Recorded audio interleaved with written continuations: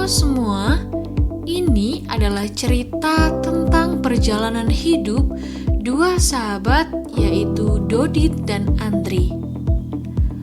Dodit dan Andri baru saja lulus kuliah dan mereka langsung mendapatkan pekerjaan di sebuah perusahaan.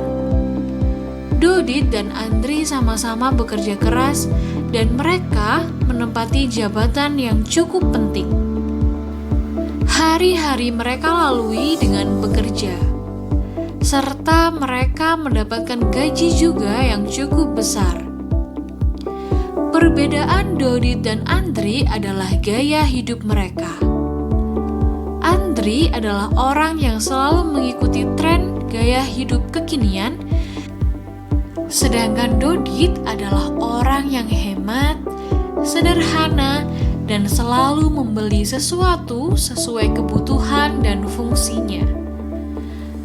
Andri tinggal di sebuah apartemen sewaan dan baru saja membeli mobil baru.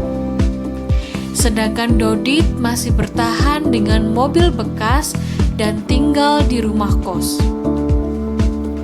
Meskipun penghasilan Dodit dan Andri hampir sama, tetapi pengeluaran Andri jauh lebih banyak daripada Dodit.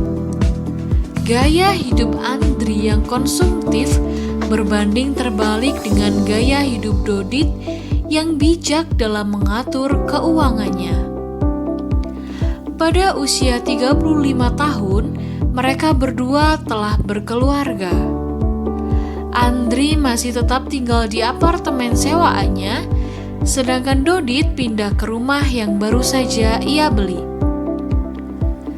Ternyata, sejak menerima gaji pertama, Dodit telah menginvestasikan uangnya untuk membeli rumah baru tersebut. Andri baru berpikir untuk membeli rumah setelah mempunyai anak.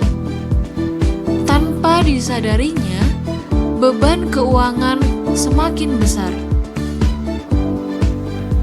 Berbeda dengan Dodit yang ternyata sudah berinvestasi dan mempersiapkan biaya kebutuhan sekolah anaknya dan bahkan masa pensiunnya.